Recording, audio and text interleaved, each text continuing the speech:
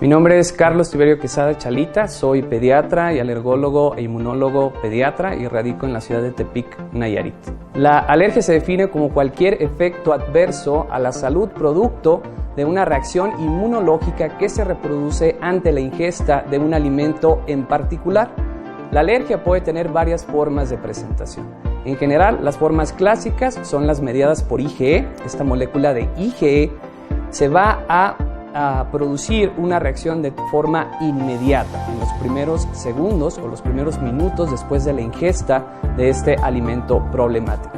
Sin embargo, no solamente las reacciones clásicas de alergia se presentan, también se pueden presentar reacciones que son no mediadas por IgE, en donde se involucran otros mecanismos, en donde van encaminados a las células T, en donde estas reacciones se pueden presentar de horas, incluso a días después de la ingesta de este alimento problemático. Y es importante recalcar esto porque muchas de las manifestaciones clínicas de alergia alimentaria en la edad pediátrica son no mediadas por IgE. No cualquier efecto adverso a los alimentos puede considerarse como alergia alimentaria. Existen muchísimas otras reacciones en donde no se involucran mecanismos inmunológicos que se denominan intolerancias alimentarias. Estas intolerancias alimentarias pueden ser producidas por alteraciones metabólicas. El ejemplo clásico son los pacientes que tienen intolerancia a la lactosa, que carecen de esta enzima y presentan síntomas que clínicamente en ocasiones son indistinguibles de una alergia a las proteínas de la leche de vaca. También existen otro tipo de reacciones, por ejemplo las reacciones tóxicas, en donde se presentan síntomas que simulan incluso una anafilaxia. El ejemplo clásico son los pacientes que presentan síndrome de intoxicación escondroide, en donde la carne de ciertas especies de pescado se contamina por bacterias que generan reacciones enzimáticas que producen sustancias que tienen funciones activas como la histamina, en donde puede simular una anafilaxia. Otro tipo de reacción tóxica son los pacientes que presentan el denominado síndrome del restaurante chino, en donde se intoxican con altas concentraciones de glutamato monosódico y esto puede simular una reacción alérgica, al grado que en los pacientes adultos pueden presentar síntomas casi indistinguibles a angina o incluso infarto al miocardio.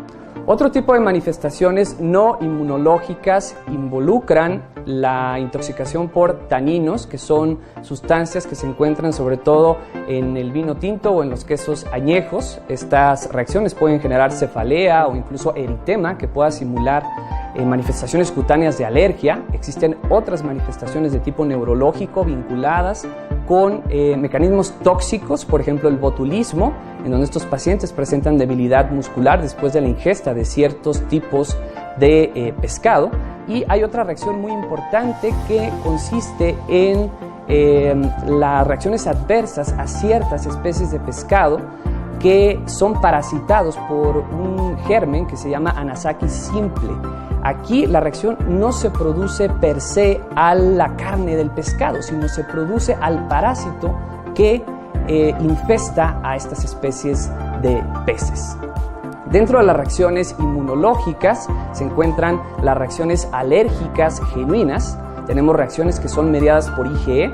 Como comenté previamente, son reacciones inmediatas. El ejemplo clásico son los pacientes que presentan ronchas o presentan angioedema, que es hinchazón, o incluso la forma más aparatosa de una alergia, que es la anafilaxia o el choque anafiláctico, después de minutos o incluso segundos después de la ingesta de estos alimentos. Por fortuna, en la edad pediátrica, las anafilaxias vinculadas con alimentos no son tan frecuentes. Por otro lado, tenemos las reacciones no mediadas por IgE, que forman parte o buena parte de los casos de alergia alimentaria en los pacientes pediátricos. Tal vez la forma clínica más frecuente de una alergia no mediada por IgE sea la proctocolitis alérgica. Estos pacientes con frecuencia son alimentados con seno materno de forma exclusiva y la queja de la mamá es que el paciente, a pesar de tener un buen estado general, presenta estrías de sangre en las evacuaciones. Entonces, esto es una forma clásica de una alergia no mediada por IgE. Por otro lado, vemos unas formas un poco más severas de presentación, tal vez la enterocolitis inducida por proteínas de la dieta, particularmente vinculado con alergia a las proteínas de la leche de vaca. Es una forma aparatosa en donde el paciente, después de ingerir leche de vaca presenta vómitos de manera repetida o incluso evacuaciones diarreicas, que en ocasiones estas pérdidas de líquido llevan al paciente a situaciones de urgencia y a la necesidad de la restitución hidroelectrolítica y a la visita a servicios de urgencias. De hecho, estos pacientes se pueden confundir con una gastroenteritis de tipo infeccioso. Por eso, y vamos a hablar más adelante, de los diagnósticos diferenciales de alergia a las proteínas de la leche de vaca. Prácticamente cualquier alimento puede generar alergia. La alergia alimentaria va en cuestión de la edad del paciente. No es lo mismo las alergias en un paciente pediátrico a las alergias en un paciente adulto. En general, en los pacientes pediátricos existen 7 personajes importantes que nos van a generar alergia. Entre ellos se encuentran la leche de vaca, las proteínas del huevo, soya, trigo, pescado, nueces, cacahuate. Esto cambia dependiendo del área geográfica en donde nos encontremos. De hecho, existe un caso curioso en poblaciones orientales en donde un alimento en particular que se llama sopa de nido de golondrina es una de las principales causas de anafilaxia en la población en general. Pero en pediatría nos podemos quedar con estos 7 alimentos principales. La prevalencia de alergia alimentaria en la edad pediátrica, existen varios estudios que analizan el tipo de prevalencia. En general, recurrimos a los estudios realizados en Europa a través del estudio Europreval, en donde nos dice que la prevalencia en general es de 1 a 4%. Existen otros estudios en otros países que nos dan una prevalencia parecida hasta de 2.2%. Por otro lado, cabe recalcar que las alergias alimentarias en pacientes adultos, como dije anteriormente, difieren. En general, el tema de la alergia a los crustáceos, a los moluscos o incluso a las nueces es un tema más encaminado a los pacientes adultos. La leche de vaca es por mucho el alimento que con mayor frecuencia produce alergia en la edad pediátrica. Si realizáramos una radiografía de los alérgenos contenidos en la leche de vaca, nos encontraríamos que de un lado tenemos las proteínas de la caseína, que representan hasta el 80% del total de proteínas, y por otro lado vemos las proteínas derivadas del suero. Algunas de estas proteínas clásicas es alfa-lactoalbúmina, beta-lactoglobulina y una proteína muy específica que se llama albúmina sérica bovina. Por un lado vemos que las caseínas pueden cruzar entre distintas especies de mamíferos, dependiendo del mamífero en cuestión. Por eso no es una buena idea dar como sustituto a estos pacientes leche derivada de otros mamíferos por este cruce antigénico que existe a expensas de la caseína. Vemos que, por ejemplo, la leche de cabra puede tener un cruce de hasta 97% y así va bajando hasta la leche de dromedario o camello hasta menos de 1% de reactividad cruzada. Por un lado, vemos también las proteínas del suero. Vemos una cuestión muy interesante. Existe una reactividad cruzada entre las proteínas del suero a expensas de albúmina sérica bovina y las proteínas contenidas en la carne de res. Hasta un 10% de los pacientes con alergia a las proteínas de la leche de vaca puede tener una alergia a las proteínas contenidas en la carne de res por esta reactividad cruzada.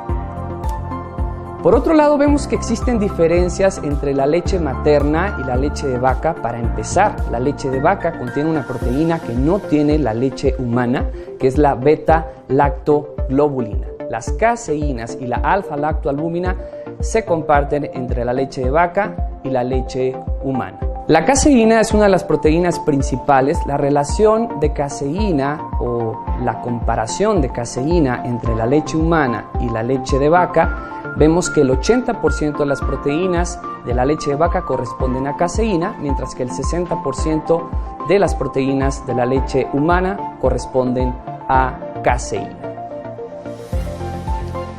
La estructura de las proteínas tiene muchísima importancia. En general, las caseínas son proteínas termoestables, son proteínas resistentes a la digestión enzimática, son resistentes al calor y se denominan termoestables. Esto quiere decir que su alergenicidad en general no se disminuye tras estos procesos enzimáticos o de calentamiento. Por otro lado, las proteínas derivadas del suero, como alfa-lactoalbúmina o beta-lactoglobulina, sí son susceptibles de digestión enzimática y sobre todo son termolábiles. Las estructuras proteicas son importantes. En general, las caseínas tienen una distribución de los epítopos de forma lineal, mientras que las proteínas del suero, su distribución de las proteínas es de forma conformacional. Existen muchos mitos en torno a alergia alimentaria. Uno de estos mitos es la cuestión de la alergia a las fresas, a los cítricos, al chocolate. Lo cierto del caso es que no se ha podido comprobar que esta sea una alergia genuina. En general, algunos alimentos tienen altas concentraciones de sustancias que simulan ser histamina y que pueden producir síntomas parecidos a alergia, pero en realidad no se ha podido demostrar un mecanismo inmunológico subyacente en este tipo de reacciones. El caso del chocolate también es algo muy importante. Por todos lados nos dicen que el chocolate es alergénico, pero la alergia real al cacao es infrecuente. Muchas veces las reacciones vinculadas con el chocolate van en función de la contaminación que se hace con algunos otros alimentos como nueces o cacahuates. Es decir, estamos hablando de una alergia a otros productos diferentes al cacao. Otro mito muy importante y que se ha desarraigado a lo largo del tiempo es en torno al inicio de la alimentación complementaria.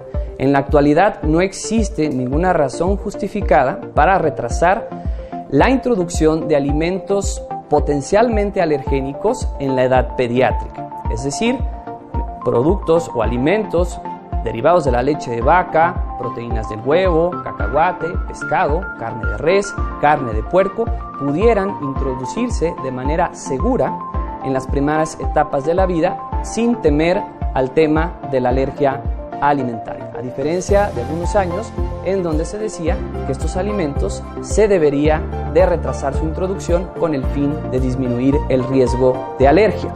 Hay muchos estudios que avalan la introducción de alimentos de manera temprana en un intento de disminuir el riesgo de alergia. Uno de estos estudios más clásicos es el estudio LEAP, que se hizo con cacahuate, en donde las conclusiones finales fueron que la introducción temprana de cacahuate disminuye de forma significativa la frecuencia de desarrollo de alergia al cacahuate en los niños incluso de alto riesgo para desarrollarla, así como también modula las respuestas inmunológicas a este alimento.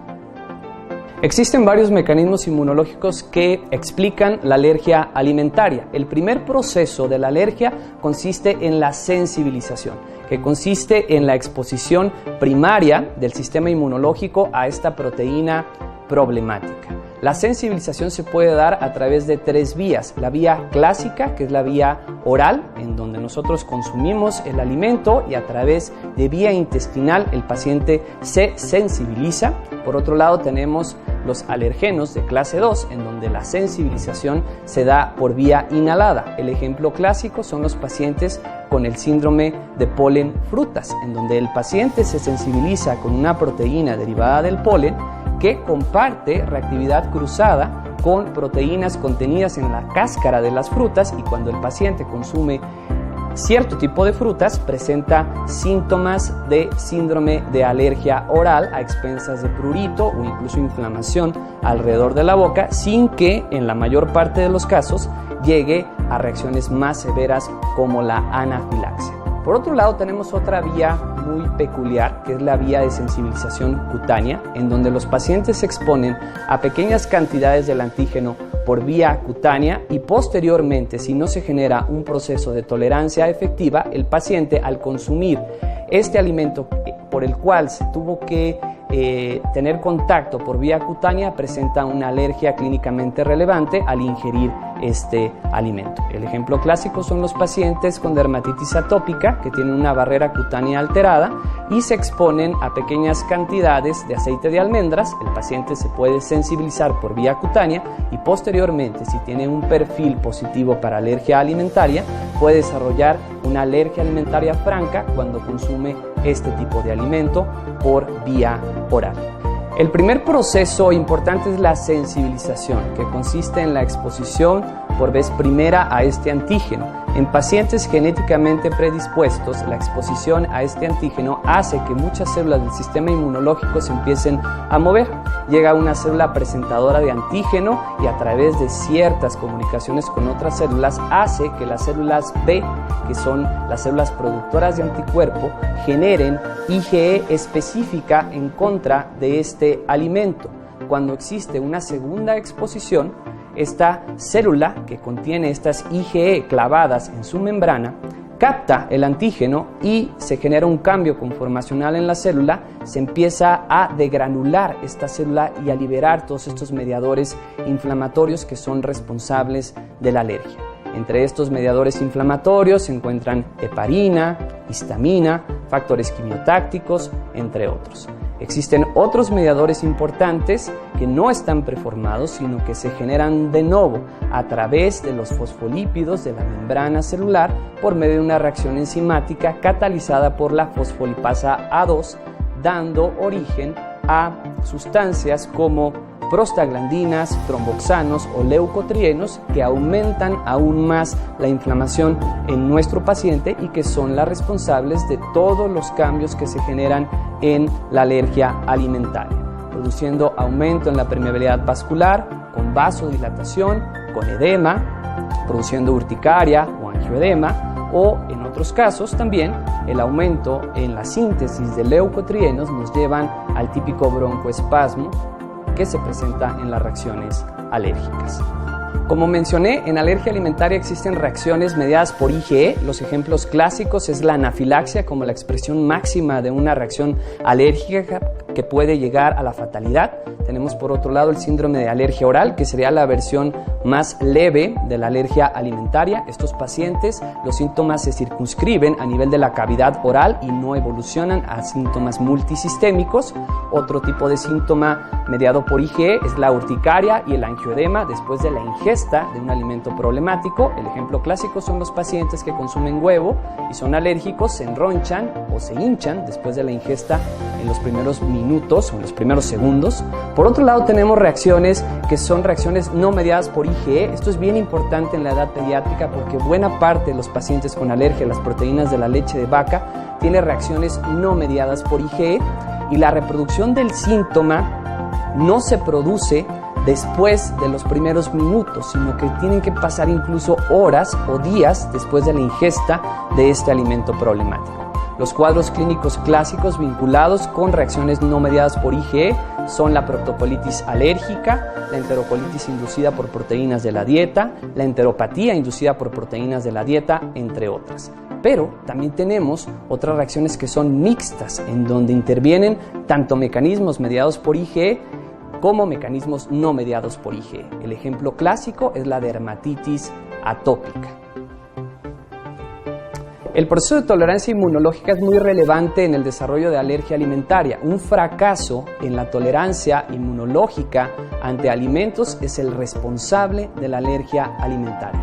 El proceso de tolerancia inicia desde etapas tempranas de la vida.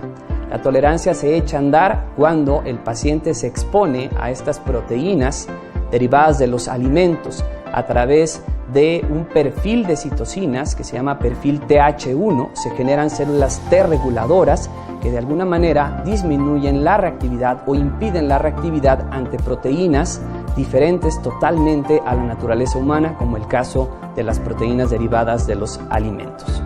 El proceso de tolerancia inmunológica tiene tres características. Es un proceso activo, es un proceso específico del antígeno y es un proceso que depende del antígeno para llevarse a cabo.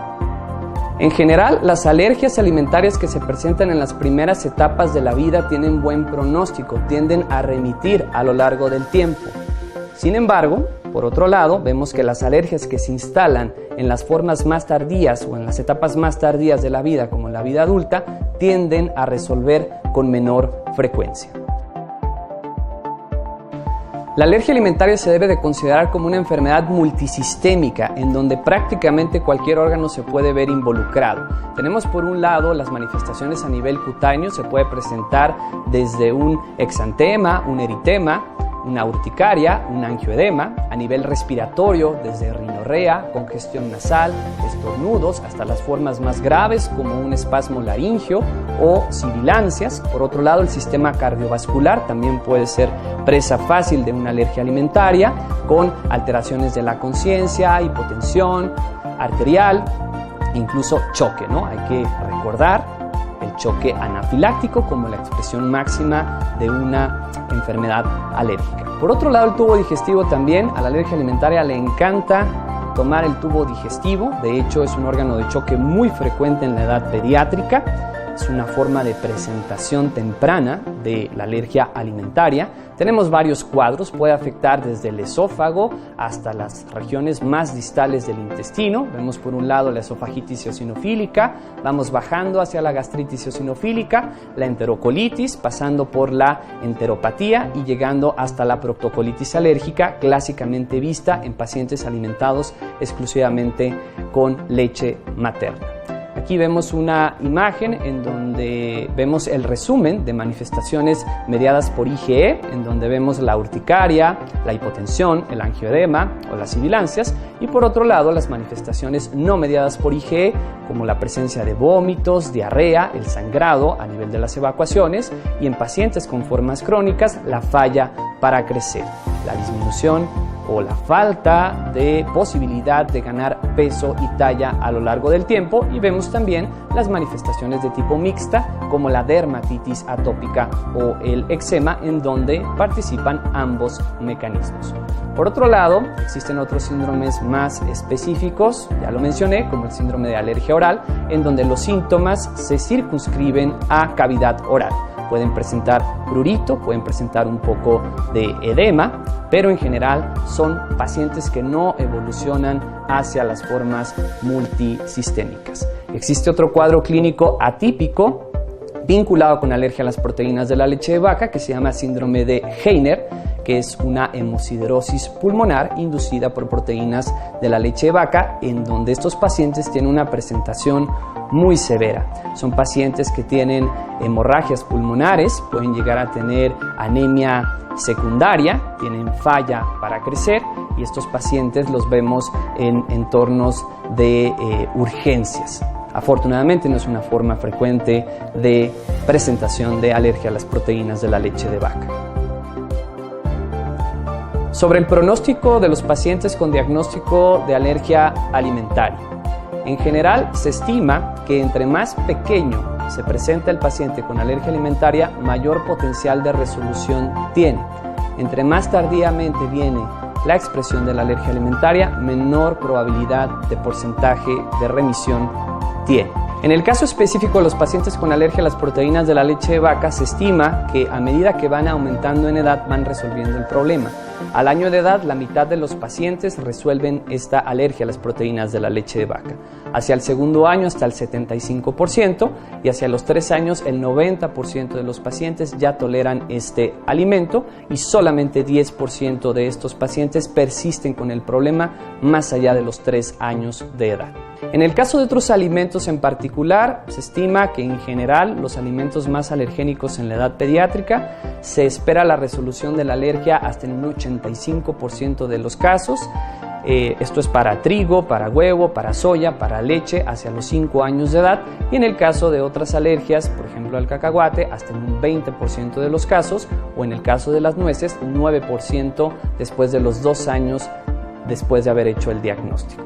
Depende mucho el mecanismo inmunológico involucrado. En general, las manifestaciones que no son mediadas por IgE se tienden a resolver en los primeros 3 años de vida, mientras que las manifestaciones que están genuinamente mediadas por IgE tienden a remitir en un periodo más prolongado de tiempo. El caso específico de los pacientes con enterocolitis inducida por proteínas de la dieta o proctocolitis se resuelven antes de los 3 años de edad, y si tenemos un paciente con anafilaxia o con mecanismos mediados por IgE, podemos esperar la resolución hacia los 8 o 9 años de edad. En general, hay otras reacciones que no son forzosamente denominadas alergias, como por ejemplo la enfermedad celíaca, en donde una vez que se instala esta enfermedad, por lo general persiste hacia la etapa adulta.